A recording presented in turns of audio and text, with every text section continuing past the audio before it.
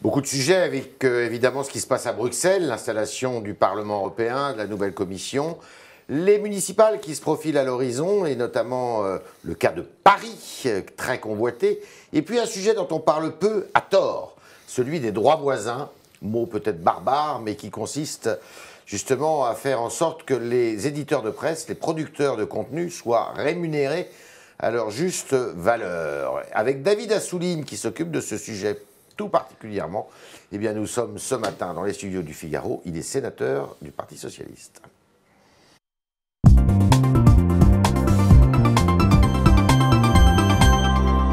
David Assouline, bonjour. Bonjour. Merci de votre présence. Sénateur de la République. Sénateur de la République, puisqu'on est, par définition, quand on est député et sénateur, eh bien, élu de la nation. Il y a beaucoup de jeunes aujourd'hui qui sont un peu stressés, là, parce qu'ils n'ont pas leurs résultats. Ils se demandent s'ils vont avoir le résultat de leur bac avec des enseignants qui retiennent la publication des notes. Vous approuvez ces enseignants ou vous les comprenez? Non, c'est pas le mot. Je trouve que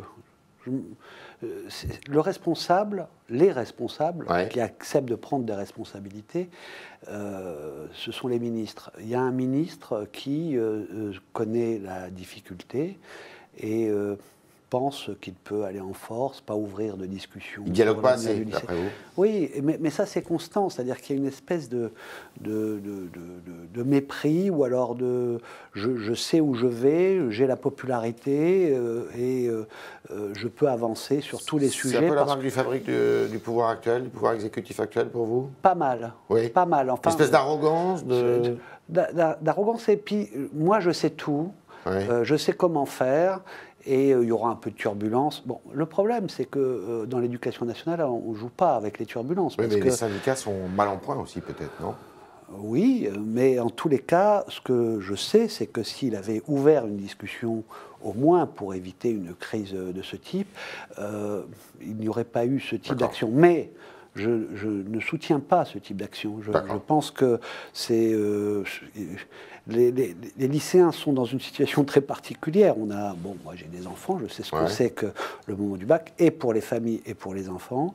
Et ce type d'action n'a quasiment jamais eu lieu. Mais on va voir de plus en plus, si on ne réhabilite pas la concertation dans tous les domaines, on va voir de plus en plus des actions que moi j'appelle un peu désespérées, minoritaires, qu'on a connues avant même que les syndicats soient des grandes forces. Au XIXe siècle, j'appelle ça un peu une action désespérée. Mais voilà. Vous soutiendrez Anne Hidalgo dans sa conquête, dans sa reconquête de Paris? Bien entendu. Il n'y a pas de sujet là, c'est elle. Pour moi, il n'y a pas photo. Je connais le bashing, je connais ce qui se dit. Sa gestion est très contestée pourtant, même par des gens de gauche. Non, il y a toujours eu des gens qui, même à gauche, ont contesté, y compris Bertrand Delanoë. Le problème pour moi est de savoir si elle fait ce qu'il faut faire à Paris. Elle fait ce qu'il faut faire? Mais bien entendu. Et puis, très franchement, j'entends beaucoup les travaux, mais une ville comme Paris, si on veut qu'elle continue à vivre, à vibrer, à être belle, il faut constamment la rénover, l'aménager. Difficile de se déplacer dans Paris, en voiture en tous les cas. Oui, mais vous aviez essayé de vous déplacer à Bordeaux quand ils ont fait pendant près de 8 ans le tramway, mais on ne pouvait même pas rentrer dans Bordeaux tellement c'était engorgé. Et aujourd'hui, tout le monde dit, mais Bordeaux, quelle ville merveilleuse, parce que ce tramway a aussi changé la vie, tout l'aménagement sur les quais, etc. Donc là, c'est pareil, il y a des travaux, mais allez voir, une place vient d'être livrée. Alors ceux qui arrivaient sur la place de la Nation disaient, c'est quoi ces travaux? Mais c'est une merveille. Aujourd'hui, c'est un jardin en plein air et 80% de la place, ce sont des piétons, ce sont des gens qui jouent au boule, c'est de la végétation. Avec le réchauffement climatique, heureusement qu'on remet un peu d'air au cœur de Paris et avoir le courage de le faire. Parce que c'est marrant, elle fait ce qu'il faut faire. Elle sait que ce n'est pas populaire de faire des travaux un an avant les élections, mais elle sait que c'est ce qu'il faut faire. On attend d'un élu qu'il agisse, pas qu'il blabla blattes. Or, tout le monde parle maintenant du réchauffement climatique, on subit les catastrophes, y compris au quotidien, imagine ce que peut être l'avenir, mais quand on bouge les choses, et quand on bouge les choses, ça dérange au début. Et ensuite, on dit c'est merveilleux. Ça a été pareil pour le tramway, les voies de bus. Oh là là, les débats à l'époque de Bertrand Delanoë, on rentrait dans un taxi, nous disait pique-pendre sur ce maire qui faisait des voies de bus et qui empêchait la circulation. Et aujourd'hui, tout le monde est heureux. Toujours socialiste alors? Ah, moi, j'ai assez jeune adhéré aux idéaux de la gauche. Certes, mais le Parti socialiste, c'est toujours votre maison. C'est une maison qui est bien gérée. Olivier Faure, qui est très contesté aussi.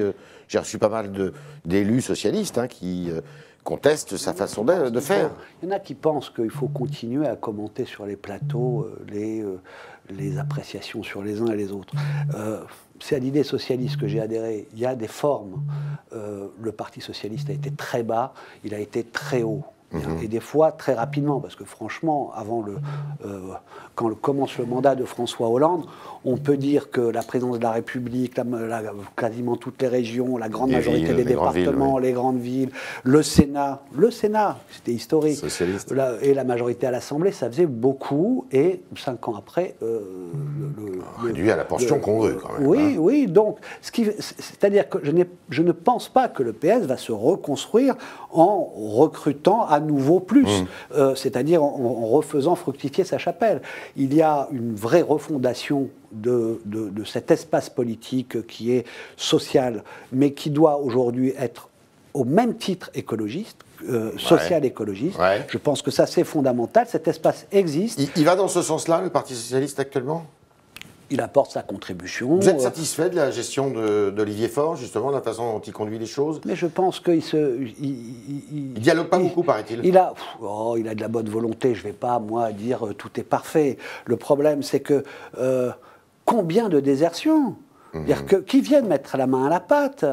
Tous là, il y a une génération qui a considéré qu'elle était née pour être ministre. Il n'est pas mort, alors, et à partir du moment où le Parti socialiste est à 6% et qu'on ne peut pas dire que sa perspective immédiate, c'est d'avoir des ministres, bien, ce qui existe dans l'histoire, il y a des traversées du désert, Jaurès n'a jamais été ministre, n'a jamais gouverné.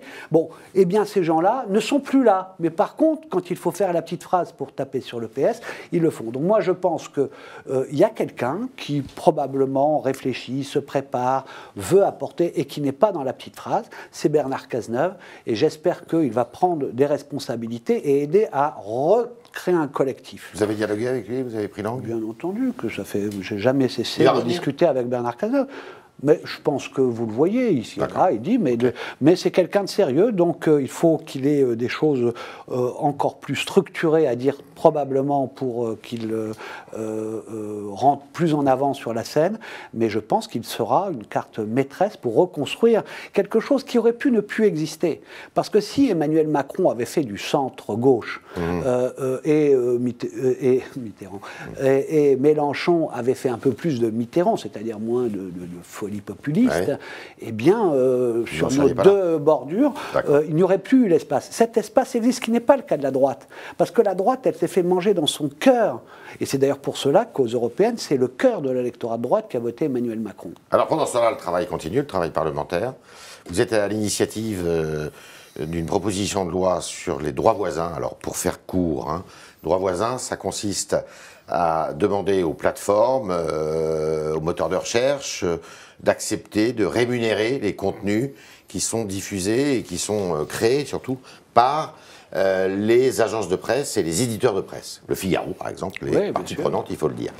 David Assouline, en première lecture au Sénat, ça avait été adopté, ça a été adopté à l'Assemblée nationale. En deuxième lecture, hier, au Sénat, à l'unanimité, je crois. Votre proposition a aussi été, avec des ajustements, que vous allez peut-être nous expliquer, a été adopté. Ça doit intervenir à l'Assemblée nationale dans 15 jours, 23 juillet. 23 juillet. Donc on serait le premier pays, pardon de cette introduction un peu longue, le premier pays européen à avoir une disposition de force législative sur les droits voisins, qui consiste à ce que les éditeurs de presse soient rémunérés pour le travail qu'ils fournissent. Chapeau. Chapeau l'artiste. Non, non. Dans le détail, qu'est-ce que ça change ? Bon, d'abord, une chose fondamentale, il y a une crise de la presse parce qu'il y a une révolution technologique, il y a aussi l'irruption sur la scène mondiale de géants du net qui... Ils sont rarement français. Oui, on essaye avec Quant d'avoir des alternatives plus éthiques, etc., mais elles ne sont pas à hauteur de ces géants qui ont des capacités plus grandes que les États. Et ça, c'est aussi un des sujets, parce qu'au début, ça fait longtemps que je me bats là-dessus, mais j'avais initié quelque chose de national et j'avais constaté qu'en Espagne ou en Allemagne, ils avaient essayé et Google avait menacé de déréférencer, etc. Ils avaient reculé. Donc voilà à quoi sert l'Europe. Parce que 700 millions d'internautes, ça, Google regarde de plus près. Oui, parce qu'il faut dire qu'il y a une directive européenne qui a été adoptée. Donc il fallait faire les deux. Et j'ai commencé à faire avancer une loi en même temps que la directive qui pouvait capoter, parce que ça s'est fait à la dernière minute, avancer au niveau européen. Quand elle a été adoptée, on est prêt à la transposition, donc on ne va pas perdre de temps. Et le principe, c'est que voilà, les lecteurs achètent moins les formules papier qui étaient les classiques.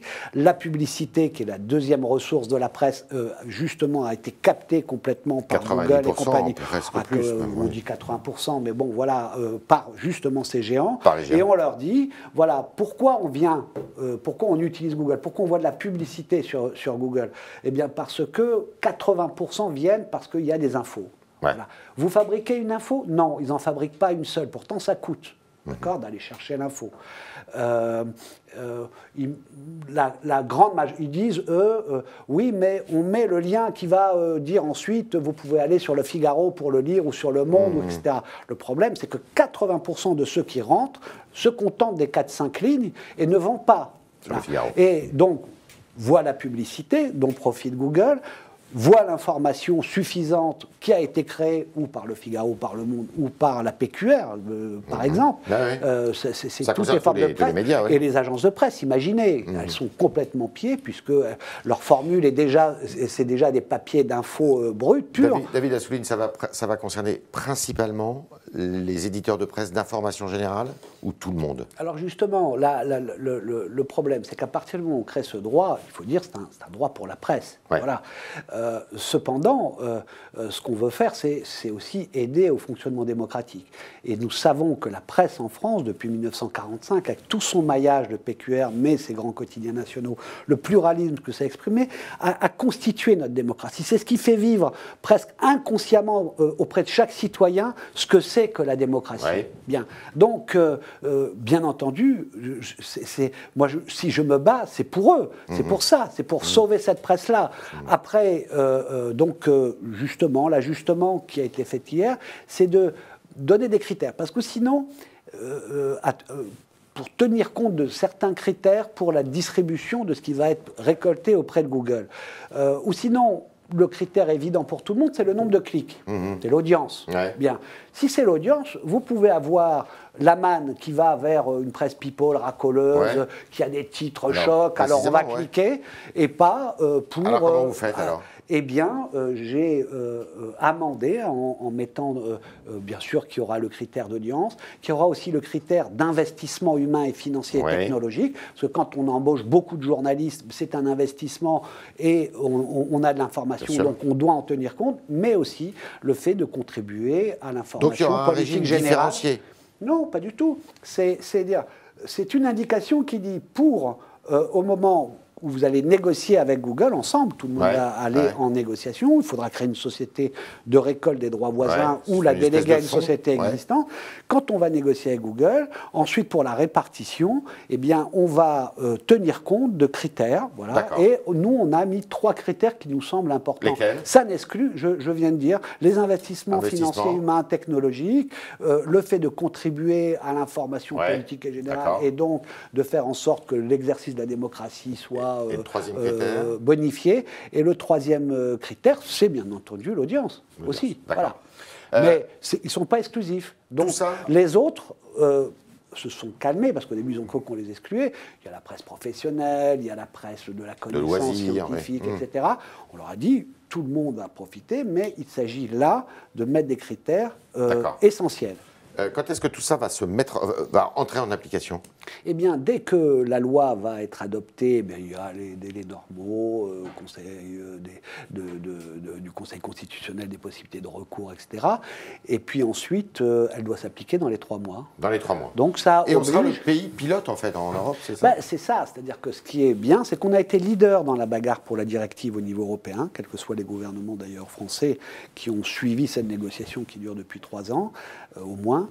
Et là, tous les pays d'Europe se disent, mais comment? Parce que les directives, on peut les adapter un peu.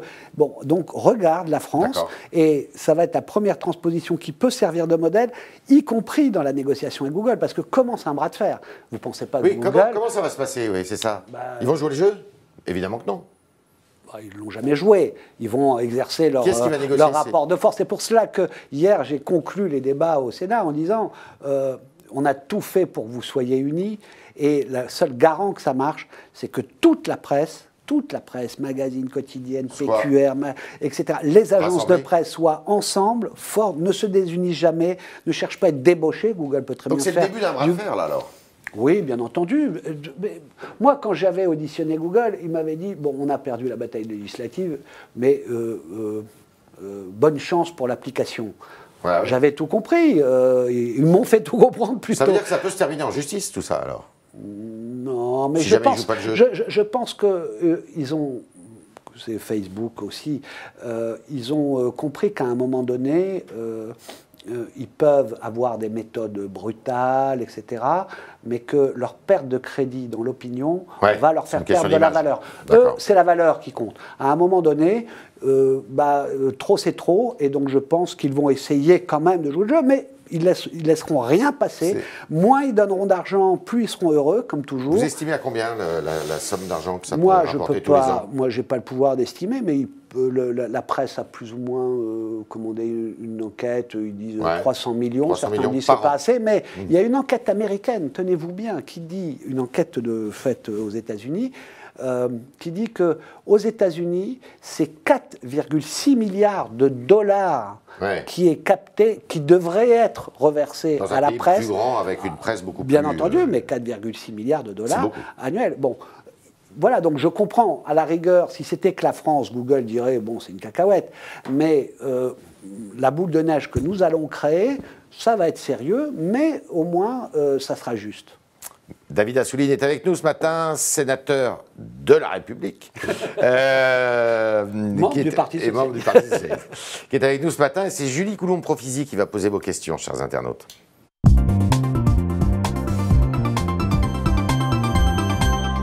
Bonjour Julie. Bonjour Yves, bonjour David Assouline. Alors une question de Eric sur le chat du Figaro. 1 an plus tard, êtes-vous satisfait de la commission d'enquête du Sénat sur l'affaire Benalla? Ah, c'est vrai qu'on est à 1 an là. Oui. Enfin bon, je pense que le Sénat a joué son rôle, que c'est à son honneur.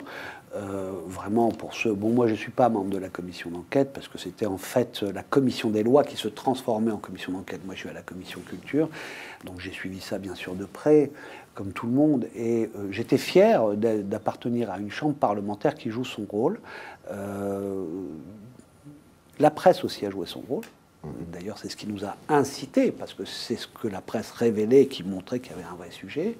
Et quelles que soient les dernières péripéties, notamment le fait que le parquet ne va pas poursuivre, on n'a jamais demandé, nous, autre chose qu'on transmet, parce que là, on ne nous a pas dit tout.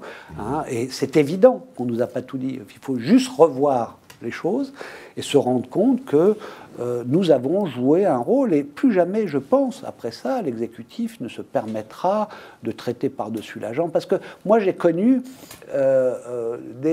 très souvent, c'était facile, on voulait enquêter, on ouvrait une enquête judiciaire et on disait vous ne pouvez pas enquêter parce qu'il y a une enquête judiciaire. Et donc, très souvent, sur les sujets délicats, on n'a pas pu jouer notre rôle de Parlement. Et là, le Sénat a esquiver d'une certaine façon ces possibilités d'obstacles, parce qu'on ne se prononçait pas sur ce qui était l'objet des poursuites judiciaires, mais on regardait le bon fonctionnement de l'exécutif en termes de sécurité du président de la République. Il n'y a pas eu de sanction électorale en tous les cas pour cette affaire. Si on regarde bien les élections européennes, ça n'a pas tellement pesé dans le débat et dans le vote des Français. Moi, oui, mais... Ça restera. Mais bien entendu, ça restera. C'est-à-dire que de toute façon, l'exécutif lui-même a un peu tenu compte de tout ça, parce qu'on ne peut pas dire, tout à l'heure je parlais de M. Blanquer, on ne peut pas dire qu'ils sont aussi droits dans leurs bottes et tranquilles. Ils font attention, et le président de la République peut monter, descendre un peu dans l'opinion, mais son parti qui devait écraser tout a quand même fait que 22%, et c'est quand même le Front National qui est en tête. Julie. Malheureusement. Alors, autre sujet, c'est Carola Rackete, la capitaine du Sea-Watch, qui a été libérée après avoir été arrêtée, puisqu'elle a forcé l'entrée du port de Lampedusa. Qui est allemande, de nationalité. Qui est allemande de nationalité. Et à ce propos, Philou dit les complices des réseaux de passeurs, dont il accuse Carola Rackete d'en faire partie, doivent être sanctionnés.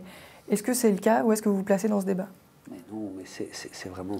Ça reprend les propos du ministre de l'Intérieur, Castaner. Ouais, mais bon, c'est ça qui me désole carrément le plus. J'ai même entendu, une fois j'ai posé la question pour que la France donne son pavillon à l'Aquarius quand il n'avait plus de pavillon. Et M. Le Drian avait plus ou moins induit dans sa réponse le fait que c'était faire le jeu des passeurs. Donc entre complices et faire le jeu, il n'y a pas beaucoup de distance. Mais non, mais ce sont ceux qui nous sauvent du point de vue de notre âme démocratique. Il ne faut pas jouer avec ça, qu'on soit de droite, qu'on soit de gauche, libéraux, capitalistes, tout ce que vous voulez. Quand il y a des gens qui se noient, on essaye de les attraper. Et que quand on sait qu'il y en a des milliers qui se noient, qu'on fasse de l'humanitaire en se disant on a un bateau et on va avoir comme tâche, comme engagement de les ramasser en attendant que ces donneurs de leçons qui dirigent beaucoup d'États européens prennent les mesures nécessaires. Ça sera possible un jour ? De toute façon... Vous êtes optimiste là-dessus ? Moyen. Ouais. C'est comme sur tout, c'est-à-dire j'ai l'optimisme de ma volonté, et le pessimisme de ce que je vois devant moi, mais je pense que ça dépend des hommes, on va voir comment ça évolue, mais je ne sais pas si les gens s'imaginent ce qui va se passer demain, c'est-à-dire que le réchauffement climatique, il n'est pas une vaste idée, lointaine. Ça va être des millions de gens. Et que d'abord, les migrations, qu'on le sache, elles sont sud-sud. Les gens se déplacent du sud vers le sud, c'est-à-dire de pays pauvres vers des pays pauvres ou un peu moins pauvres. Et qu'on l'a vu avec la crise des réfugiés. Qui a dit que c'était la Jordanie et le Liban qui avaient accueilli des millions de réfugiés ? La Turquie aussi. Et la Turquie. Bon, donc nous, c'est pas grand-chose. Et ce que je veux dire, c'est que... On fait pas assez ? Et bien sûr qu'on ne fait pas assez. L'accueil humanitaire, le devoir que l'on a accepté. Regardez ce qu'on a accepté pour les boat people. C'était d'une autre ampleur. Dans les années 80, 70, 80. Ouais. Bon, donc c'est une question de volonté. Est-ce que c'est facile ? Ça peut être simple pour les citoyens si on accompagne ça, si on n'utilise pas la démagogie à chaque élection pour dire « Ah, c'est la catastrophe ». Et si on fait ça dans des conditions un peu plus humaines. Regardez, si on répartissait 200, 100, 30, 10, 20 dans tous les territoires de France qui sont prêts et qui peuvent accueillir, eh bien d'abord ça ne créerait pas ces peurs de concentration, de misère qui viendraient. Et à chaque fois qu'on l'a fait, parce que ça se fait, eh bien les gens sont heureux, découvrent des gens qui viennent d'ailleurs. Ces gens qui viennent d'ailleurs ne sont pas vécus comme parce qu'on les connaît, c'est plus des photos, etc. Ce sont des gens qu'on côtoie, qui apportent leur cuisine, leur poésie, leur musique et qui s'imprègnent des autres. Donc voilà, vous allez me dire, je suis dans le monde des bisounours. Non, ce sont des réalités. Et de toute façon, je préfère ça que le chaos qu'on nous prépare, parce que derrière, les populistes et les nationalismes qui montent et qui prospèrent sur ce genre de choses feront du mal à tout le monde demain, à tous ceux qui se sentent protégés par cela. Parce que ça a déjà eu lieu dans l'histoire et on sait que eux, c'est la guerre. Dernière question. Alors, dernière question sur un sujet bien plus léger. Donc, c'est Sombra qui dit Bordeaux a interdit la trottinette électrique. Pourquoi Paris ne peut pas faire de même? Donc, vous, en tant que sénateur de Paris, qu'est-ce que vous pensez de ces trottinettes? Pro ou anti-trottinette? Grand débat. Non, mais je pense qu'il faut des régulations. À chaque fois qu'il y a des nouveautés technologiques ou des nouvelles pratiques, des nouveaux usages, il peut y avoir un peu de désordre. Alors, est-ce que nous avons mal anticipé? Parce que ça, c'est notre responsabilité. Non, parce qu'on ne peut pas interdire, justement. Que les gens pensent ça, soit, on ne sait pas tout, d'accord, mais que des politiques, des gens qui connaissent comment fonctionne la société, se mettent à jouer avec ça parce que c'est un bon coin enfoncé contre Anne Hidalgo, non, on ne peut pas. Il fallait que la loi mobilité soit adoptée, même pour qu'une collectivité locale puisse interdire.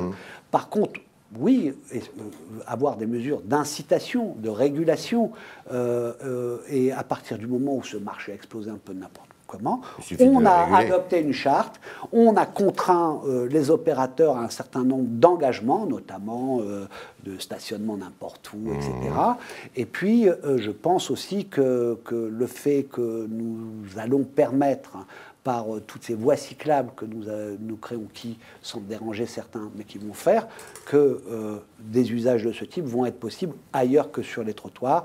Voilà, mais en tous les cas, je connais beaucoup de gens qui l'utilisent et qui sont très heureux de pouvoir être tout seul sur une trottinette plutôt que tout seul dans une voiture qui pollue, qui prend de l'espace, qui prend du temps, et là, c'est plutôt rapide. Donc il faut réguler, c'est une nouveauté, comme toutes les révolutions techniques ou technologiques ou d'usage, il y a des moments comme ça, mais je ne pense pas qu'on peut dire aujourd'hui que fini la trottinette. C'était le mot de la fin de David Assouline. Merci David Assouline de nous d'avoir répondu à toutes nos questions, diverses et variées. Merci Julie Coulon-Profizide, vous êtes fait l'écho des questions des internautes. Et à demain, si vous le voulez bien.